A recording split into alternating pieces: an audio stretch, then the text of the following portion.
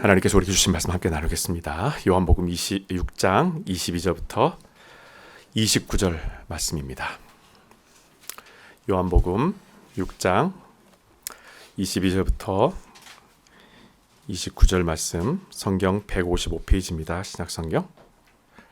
자, 다 함께 22절부터 29절까지 한 목소리로 봉독하겠습니다. 다음 날 아침 바다 건너편에 남아있던 많은 사람들이 예수를 만나 뵈려고 모여들기 시작하였다. 예수께서 제자들과 함께 거기 계시다가 제자들만 한 척밖에 없는 배를 타고 떠난 것을 그들이 알고 있었기 때문이다. 그런데 디베랴로부터 온 작은 배 몇 척이 주님이 군중들에게 떡을 먹이시던 곳 가까이에 닿았다. 군중들은 그곳에도 예수와 제자들이 없자 배를 타고 예수를 찾으러 가버나움으로 왔다. 그들은 바다를 건너와 예수를 뵙자 선생님, 언제 이리 오셨습니까? 하고 물었다. 예수께서 말씀하셨다. 내가 진정으로 말한다. 너희가 나를 찾아온 것은 내 이적의 뜻을 깨달았기 때문이 아니라 내가 너희에게 먹을 것을 배불리 주었기 때문이다. 너희는 썩어 없어질 양식을 얻으려 애쓰지 말고 영원한 생명에 이르게 하는 양식을 얻으려 애써라. 이 양식은 인자가 너희에게 주려는 것이다. 아버지 하나님께서 이 목적을 이루기 위해 나를 보내셨다. 우리가 어떻게 해야 하나님을 기쁘시게 할 수 있겠습니까? 하고 묻자 예수께서 말씀하셨다. 하나님께서 보내신 일을 믿는 것이 곧 하나님을 기쁘시게 하는 일이다. 아멘. 자, 오늘의 이야기는 오병이어, 여러분들이 잘 알고 있는 이 오병이어 사건의 배경으로부터 시작되는 이야기입니다. 여러분, 오병이어 사건은 말 그대로 사실은 그 사건 자체가 충격입니다. 어떻게 지금도 이해가 되지 않는 것이 떡덩이와 물고기를 어떻게 그 많은 사람들, 5천 명이 넘는 사람들을 먹이고 또 예수님이 마지막 그걸 거두라고 하셨을 때에 12광주리에 부스러기가 남을 만큼 사실은 넉넉하게 먹고도 남았다. 정말 우리의 생각으로는 상상할 수 없는 사건이 지금 이곳에서 일어났는데 6장 14절의 말씀에 앞에 있는 말씀에 보게 되면 이 상황을 통해서 사람들의 반응이 참 재밌어요. 이분이야말로 우리가 기다리던 그 예언자이시다라고 사람들이 이야기를 합니다. 기적을 경험하고 나니까 그들의 입에서 술술 나오는 게 뭐냐면 이분이 그러면 메시아인가 보다라는 겁니다. 여러분, 메시아라는 것의 말의 뜻이 무엇입니까? 구원자잖아요. 먹는 것을 줬다고 해서 그것이 구원일까요, 과연? 사람들은 자기가 배고팠는데 그 배고픔을 채웠다고 해서 그분을 메시아로 생각을 한다는 거예요. 뿐만 아니라 심지어 이런 사람도 있어요. 예수님을 우리의 왕으로 세우자. 우리의 왕으로 세워서 우리를 다스리게 하고 우리의 이 나라를 통치할 수 있도록 이분을 왕으로 세우자. 이 정도로 예수님께 완전히 매료돼 버립니다. 여러분, 이 기적에 열광하는 사람들 중에 일부는 여전히 그 자리에서 지금 예수님을 기다리고 있어요. 6장에서 우리가 보고 있는 오병이어 사건에 잠깐의 텀이 있고 나서 그 잠깐의 작은 텀 사이에 예수님이 자리에 안 계시자 이 사람들이 예수님을 찾기 시작합니다. 근데 어디로 가지 않고 그곳에 그대로 지금 서 있는 거예요. 예수님 잠깐 어디 가셨으니까 또다시 이 자리에 다시 오셔서 또 기적을 베풀어 주시겠지. 뭔가 우리에게 또 뭔가를 먹을 것을 주시겠지. 이런 것을 채워주시겠지. 그런 기대감으로 그 자리를 그대로 지키고 있는데 자기도 모르는 사이에 예수님이 자기 자신의 낙이 돼버렸다는 것을 알게 돼요. 내 기쁨이 무엇일까? 나에게 있어서 인생의 낙이 무엇일까? 지금까지 낙이라고는 생각하지 못했던 사람들이 이 사건 하나 때문에 많은 사람들이 이거 엄청난 기쁨인데, 이거 정말 경험해보지 못한 희락인데, 이게 자신들의 낙이 돼버린 거예요.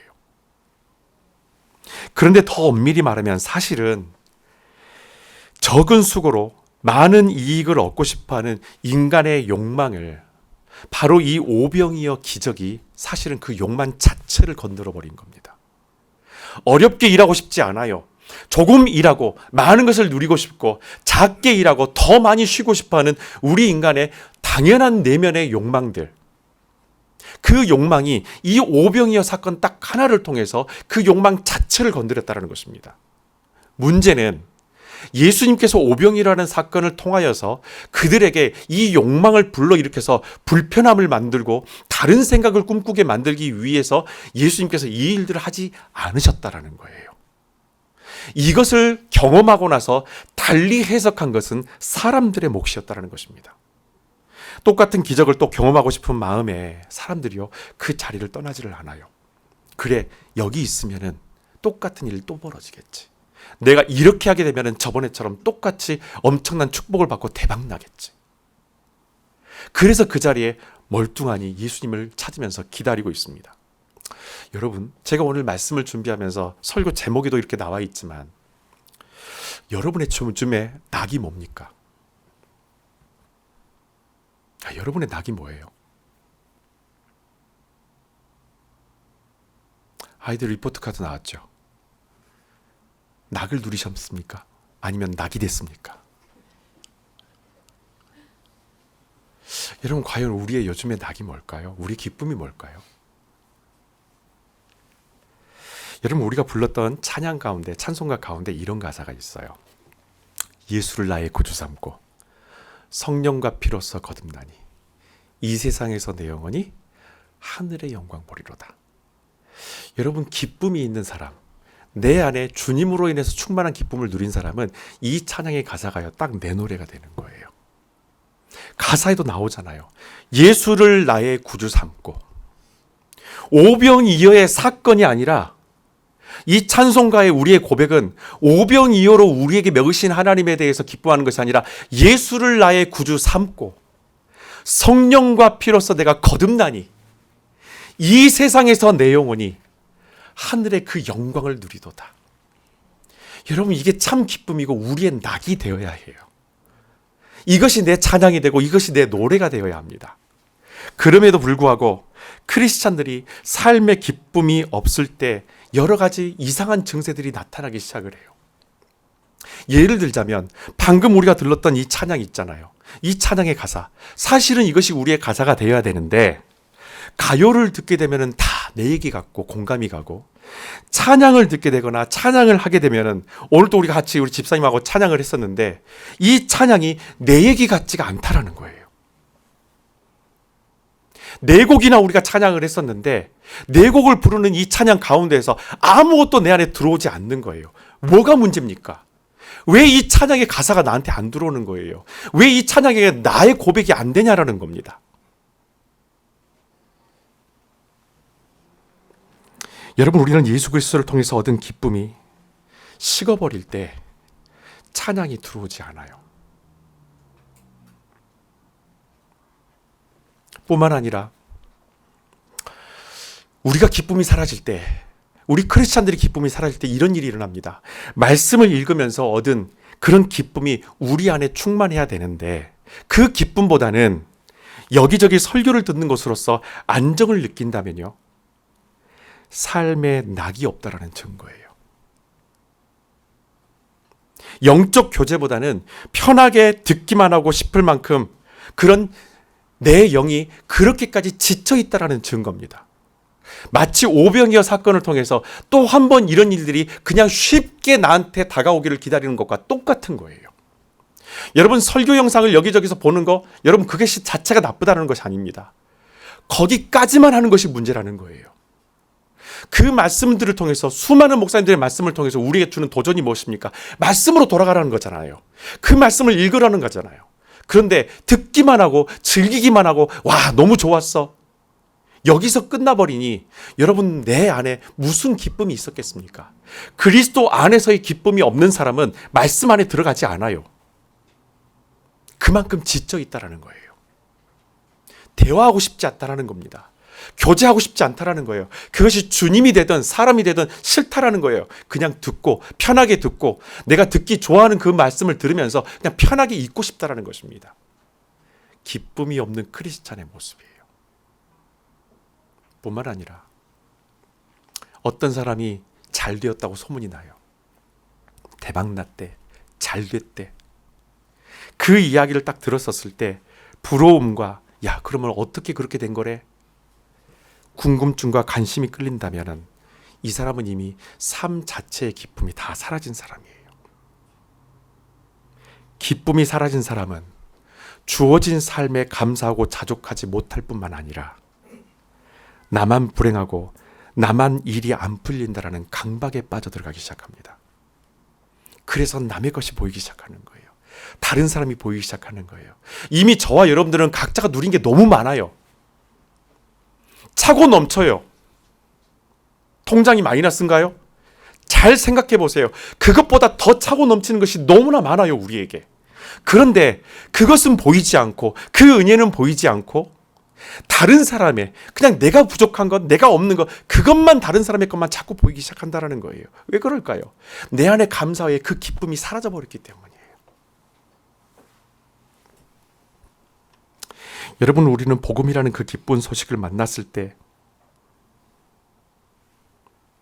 사실은 그 복음으로 인해서 기뻐야 되는 사람들이에요.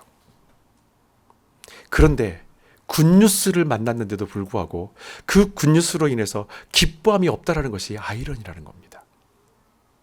다른 어떤 경전에서도, 종교의 경전에서도 복음은 없어요. 굿뉴스라는 이야기 자체가 없어요. 법이 있는 것이지 굿뉴스라는 것은 없어요. 오직 예수 그리스도 안에만 굿뉴스가 있어요. 그런데 굿뉴스를 받았는데, 좋은 소식을 듣는데 왜 소식에 대해서 기뻐하지 못하는 걸까요, 우리가?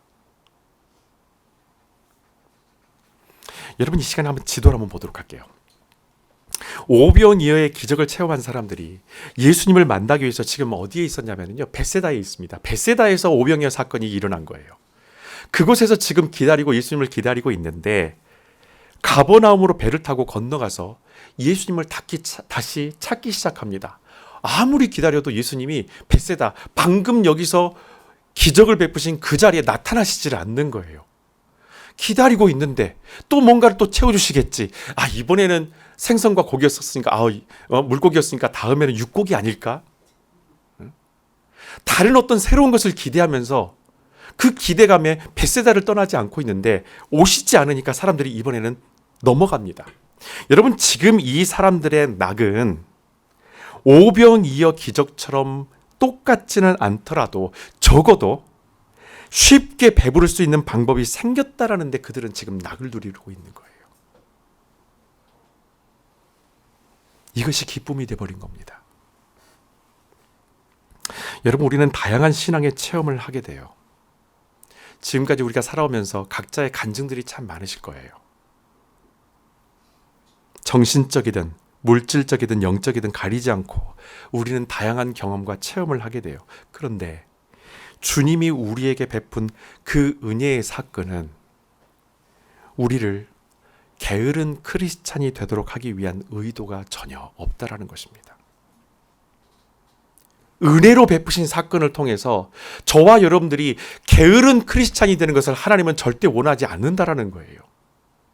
네가 노력하지 않았는데도 불구하고 내가 너한테 이렇게 준다라고 있었을 때에, 아이고 쉽게 얻을 수 있는데, 기도하지 않아도, 말씀 가운데 들어가지 않아도, 헌신하지 않아도, 충성하지 않아도, 인내하지 않아도, 사랑하지 않아도 그래도 이렇게 채워주시네. 여러분, 주님이 우리에게 은혜를 베푸실 때는 이렇게 우리가 살아가는 것을 원치 않으세요. 오히려 우리 스스로 쉽게 받을 수 있는 은혜에 중독되는 경우가 그래서 종종 발생을 합니다. 예수님을 찾아 나섰던 사람들은 이 짧은 기적의 순간이 그들에게 결국엔 낙이 되어버렸어요. 이게 진짜 기쁨이라고 그들은 알게 되어버린 거예요.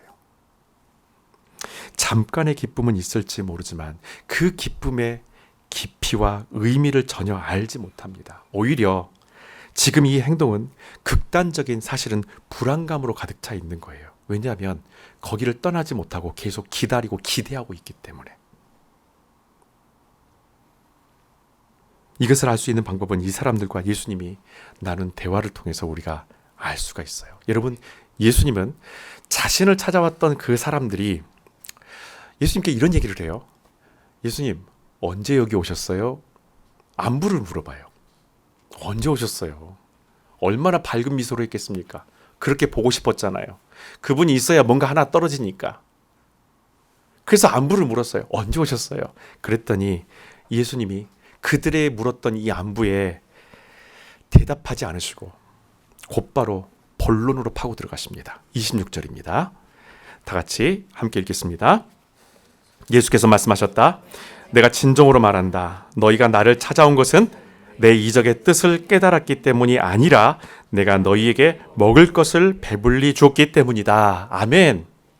예수님을 찾아온 사람들은 모두가 다 똑같은 목적을 가지고 찾아왔어요. 근데 그 속내가 지금 들켜버린 거예요. 저와 여러분의 마음 가운데 있는 이 속내가 하나님 앞에 들킬 때가 있어요. 들키게 되어 있습니다. 왜 여기에 있는지, 왜 내가 그리스도 안에 있으려고 하는지, 왜 교회에 나오려고 하는지, 내가 왜 이렇게 살아가는지 하나님께서는 내 마음의 속내를 다 알고 계신다는 거예요. 여러분, 예수님은 그들이 갖고 있는 이 동일한 목적, 그들의 속내를 그 자리에서 다 폭로했어요. 너희가 경험했던 그 기적에 대한 어떤 의미가 있는지 너희가 발견해서 온 게 아니라 결국에는 너희들도 그런 기적을 경험하고 싶어서 지금 나를 찾아온 거 아니냐. 여러분, 부끄럽지만 인정할 수밖에 없는 말씀이죠. 즐겁게 흥분된 마음으로 예수님 찾아왔던 사람들이요, 이 말씀 때문에 갑자기 얼굴이 딱 굳어져 버려요. 여러분, 우리가 교회에 나오는 이유가 있습니다.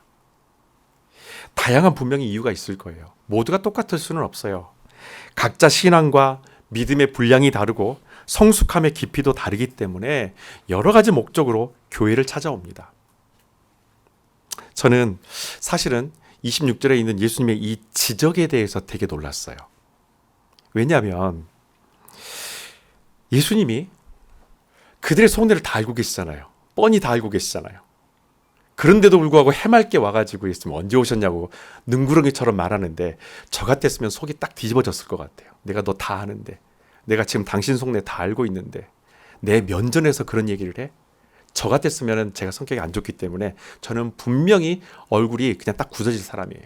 그런데 오늘 예수님께서 이 사람들이 했던 이 말에 속내를 알고 계심에도 불구하고 문전박대하면서 이들을 돌려보내진 않으셨다는 거예요. 전 이게 참 놀라웠다는 거예요.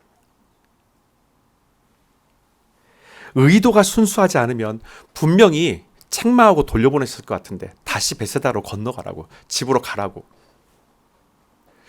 예수님이 다른 얘기를 하세요. 주님은 거기까지 찾아온 그 사람들을 하나님의 생각 안쪽으로 깊이 다시 더 초대해 주십니다. 26절에 있는 이 말씀은 여기서 끝나지 않아요. 여러분, 26절을 여러분 성경에 보시게 되면 따옴표가 딱 시작되고 나서 26절 끝에 따옴표가 보이지 않죠.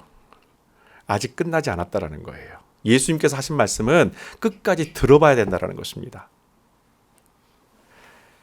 오히려 그들의 그릇된 의도가 주 안에서 바로잡히도록 예수님은 말씀을 계속 이어가세요.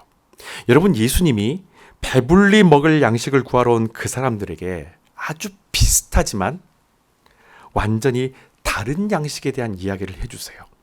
27절입니다. 다 같이 읽겠습니다. 너희는 썩어 없어질 양식을 얻으려 애쓰지 말고 영원한 생명에 이르게 하는 양식을 얻으려 애써라. 이 양식은 인자가 너희에게 주려는 것이다. 아버지 하나님께서 이 목적을 이루기 위해 나를 보내셨다. 아멘. 따옴표는 딱 여기서 끝납니다. 중요한 얘기는 27절로 넘어가는 거예요. 27절에 있는 이 귀한 말씀을 주시기 위해서 26절의 말씀을 통하여서 그들의 마음속에 있는 감춰졌던 이 속내를 다 뒤집어 엎으시는 겁니다. 그래야만이 이 말씀이 들어가기 때문에. 너희는 지금 썩어 없어질 것들, 먹으면 소화되고 가지면 언젠가는 사라질 그것을 지금 위해서, 그걸 얻기 위해서, 또다시 쉽게 얻기 위해서 나에게 왔는데 더 이상 썩어 없어질 것을 얻으려 애쓰지 말고 영원한 생명에 이르는 그 양식을 얻기 위해서 애써라. 벳세다에서 가버나움까지 여러분 거리가 약 4km, 10리 정도 돼요. 동력이 없는 배를 노져서 간다고 생각해 보세요. 10리를, 4km를. 만만한 거리가 아닙니다. 호수에서 노를 한번 저어봤는데 그것도 힘들더라고요. 만만한 일이 아니에요. 그런데 하물며 그 4km, 그것을 얻기 위해서, 그 속내가 뻔한 것을 얻기 위해서 예수님을 찾아왔다? 예수님께서 그렇게 말씀하시는 것. 이 정도의 열정을 가지고 영원한 것을 너희가 취할 수 있도록, 그것을 구할 수 있도록 애써라. 여러분, 이것은 오병이어의 기적을 그들이 이해하실 수 있도록 지금 해석해 주시는 말씀이에요. 주님이 이 오병이어를 통해서 채워주시고자 하는 것이 무엇인지를 명확하게 지금 밝히시는 겁니다.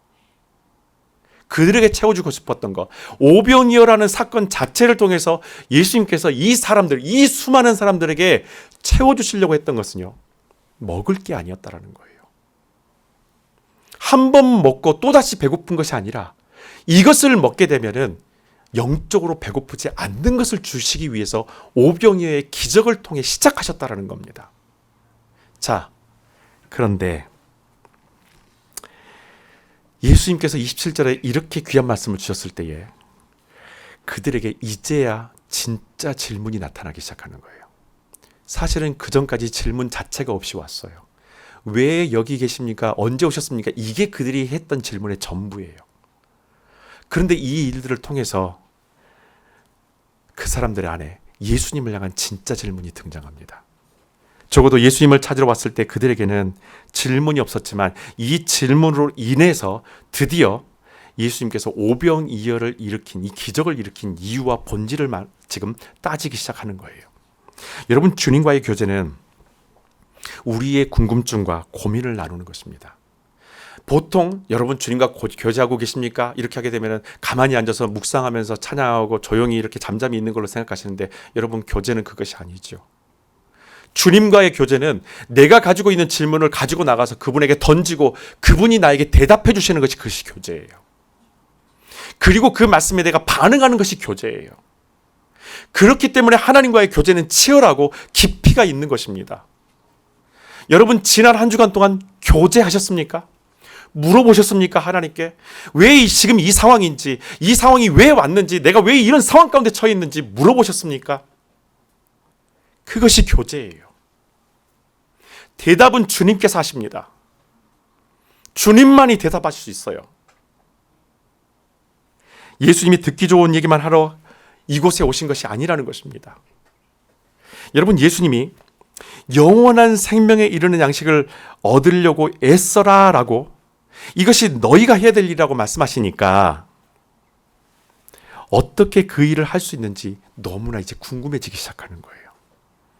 28절, 그래서 그들이 이렇게 예수님께 질문을 합니다. 다 같이 읽겠습니다.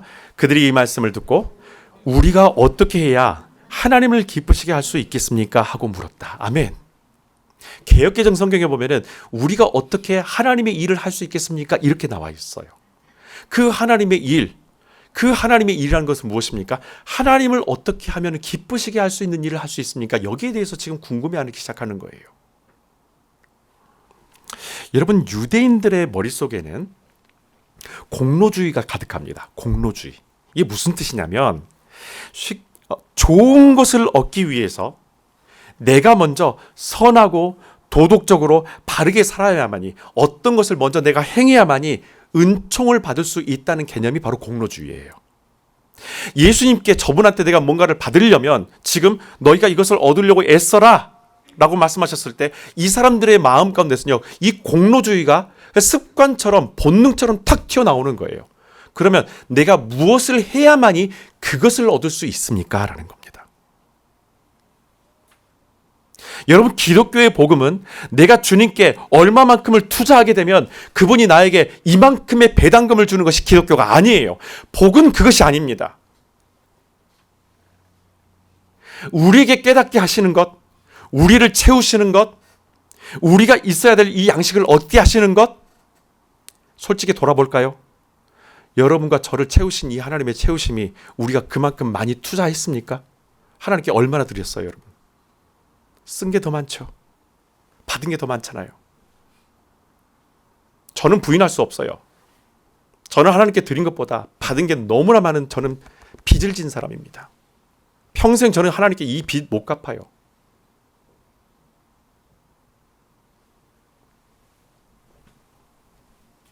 유대인들의 머릿속에 무엇인가를 얻으려면은 내가 뭔가를 해야 되지 않겠나라는 그 생각들, 하나님이 원하시는 일, 그분이 기뻐하실 수 있도록 하기 위해서 내가 뭘 해야 할까를 예수님께 지금 습관처럼 물어봐요. 여러분, 놀랍게도 신앙생활을 하는 우리들의 질문이 바로 이것입니다. 하나님, 우리가 어떻게 하나님이 원하시는 일, 그분이 기뻐하시는 일을 내가 할 수 있겠습니까? 어떻게 해야만이 내가 그것을, 좋은 것들을 얻을 수가 있겠습니까? 그 은혜를, 그 은총을, 그 회복을 내가 얻을 수 있겠습니까? 제가 무엇을 해야 됩니까? 여러분, 하나님이 원하시는 일을 하려면 내 안에 하나님이 계셔야 합니다. 주님이 내 안에 계시지 않으면요, 그분이 원하시는 일을 할 수가 없어요. 29절 말씀입니다. 다 같이 함께 읽겠습니다.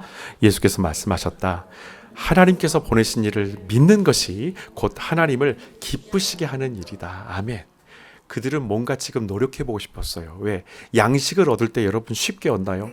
먹을 것을 얻을 때? 아니요. 고생해야 돼요. 노동을 해야 돼요. 그러니까 그들은 예상하는 게 뭐냐면 뭔가를 열심히 하고 노동을 해야만이 얻을 수 있다고 생각하는데 예수님의 답은 너무나 쉬웠어요. 영원한 양식을 얻기를 원하느냐? 쉽다.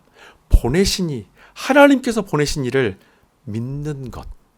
그것이 너희가 해야 할 일이고 그것이 바로 하나님을 기쁘시게 할 수 있는 일이다. 너희 안에 하나님이 있어야 된다. 너희 안에 하나님이 보내신 이가 있어야 한다는 것입니다. 주님을 기쁘시게 하려면 우리에게 먼저 기쁨이 넘쳐야 합니다. 설교 제목에 주님, 어떻게 하면 저희가 다시 웃을 수 있을까요? 어떻게 하면 내가 다시 기뻐할 수 있을까요? 내가 주님을 어떻게 하면 또 기쁘시게 해드릴 수 있을까요? 하나님의 방법은 간단해요. 나에게 먼저 기쁨을 주시는 거예요. 하나님은 당신의 기쁨을 누리기 위해서 기다리지 않고요, 먼저 저와 여러분에게 기쁨을 주셔요.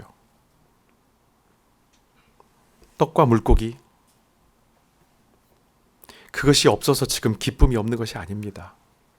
원래 그 사람들에게는 떡과 물고기가 없었던 거예요. 그건 하나님이 채우신 거지.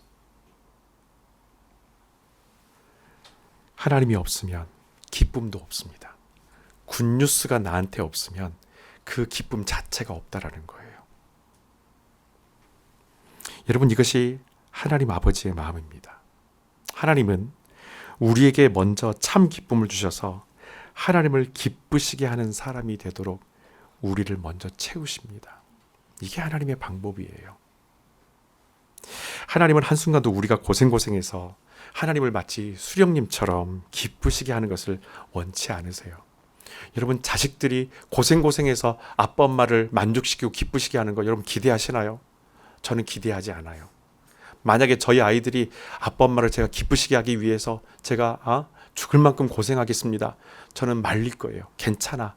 너는 그냥 존재만으로도 나에게 기쁨이니까 네가 그렇게까지 몸부림치지 않아도 나는 기뻐. 네가 있는 것만으로 나는 기뻐. 저는 그렇게 말할 거예요. 하나님도 마찬가지입니다. 우리의 고생과 우리의 수고 때문에 하나님이 기뻐하시는 건 아니에요. 하나님이 기뻐하시는 것은 저와 여러분이 그 하나님으로 인하여서, 그 복음으로 해서 우리가 기뻐할 때에 그때 하나님이 우리를 통해서 기뻐하시는 거예요. 내 자녀가 기쁨이 돌아왔구나. 내 자녀에게 이 복음이 들어갔구나. 다시 살 수 있다라는 그 희망을 갖고 있구나. 이것을 알 때에 하나님은 기뻐하신다라는 것입니다. 여러분, 우리에게 기쁨이 없다면 하나님은 결코 기뻐하실 수 없습니다. 여러분, 다윗이 하나님의 성전을 건축하고 싶었지만은 우리가 잘 알다시피 하나님이 다윗의 때에 이 성전을 허락하지 않으세요. 그런데 하나님이 왜 다윗을 이렇게까지 사랑하시는지 여기에 그 이유가 딱 드러납니다. 여러분, 자신이 살아생전에 볼 수 있는 성전이 아닙니다. 이 성전은 하나님께서 뭐라 말씀하시냐면 네 후대에 볼 수 있을 거라고, 후대에 지어질 거라고 했어요. 자, 나는 볼 수 없는 성전인데 이 다윗이 하나님의 그 약속하심을 듣고 나서 당장 했던 것이 뭐냐면 건축을 위해서, 내 아들 때에서 세워질 하나님의 성전의 건축을 위해서 자기의 재산을 내놓기 시작하는 거예요. 죽어도 보지 못할 그 성전, 결코 내 눈에 볼 수 없는 성전, 벽돌 한 장조차도 쌓아지는 것을 볼 수 없는 그 성전, 그 성전을 위해서 자기의 것을 하나님 앞에 드리는데, 이 성전에 드리는 이 예물, 자기의 것을 드릴 때에 그의 마음 가운데 너무나 큰 기쁨이 가득했다라는 거예요. 그의 마음이 기쁨이 가득하니 백성들에게 왕이 강요하지 않고 이렇게 말합니다. 누가 오늘 여호와께 기꺼이 예물을 바치겠습니까?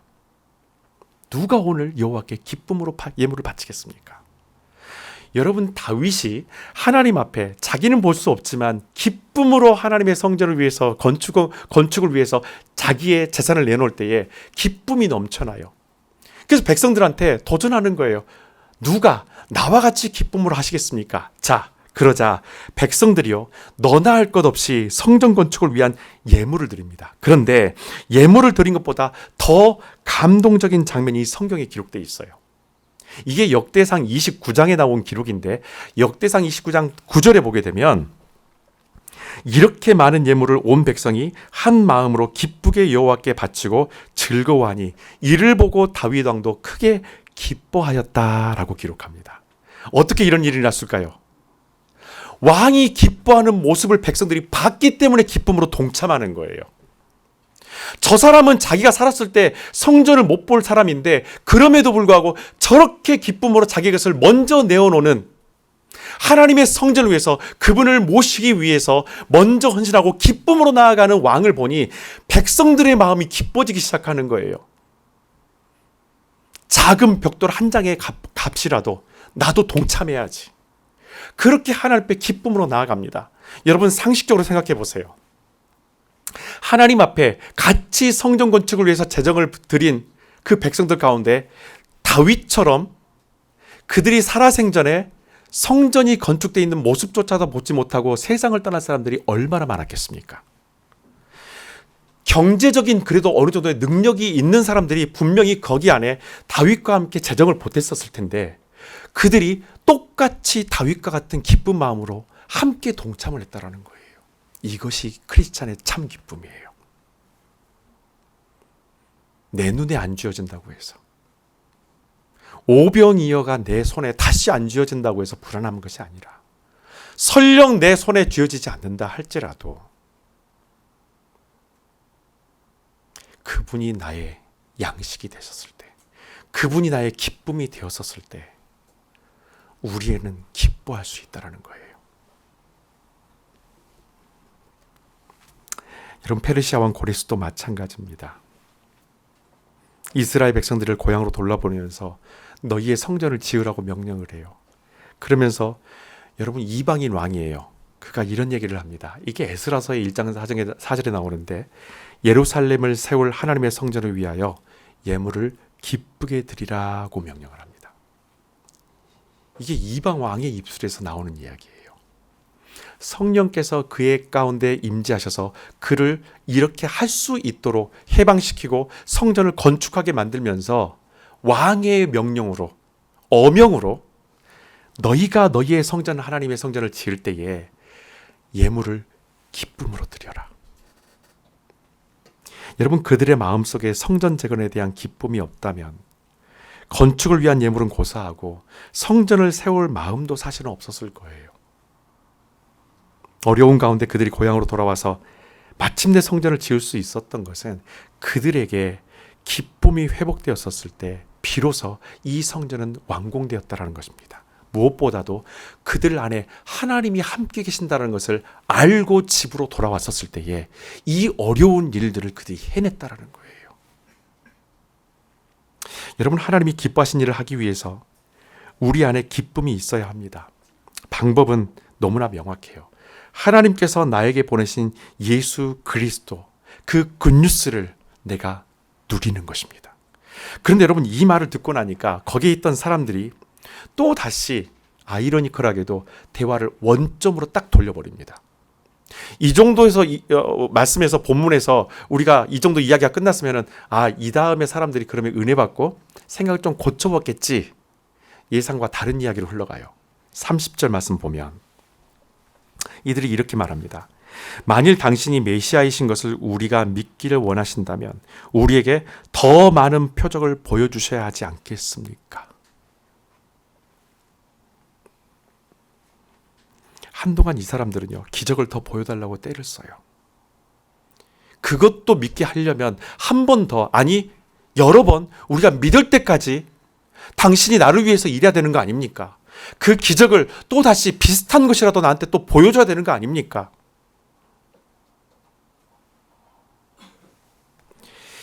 그럴 때마다 예수님이요, 사마리아 여인에게 하셨던 말씀을 똑같이 하십니다. 내가 생명의 떡이고 내가 생명의 물이다. 어떻게 하면 하나님 제가 기뻐할 수 있을까요? 어떻게 하면 내가 하나님을 기쁘시게 할 수 있을까요? 어떻게 하면 우리가 다시 웃을 수 있을까요?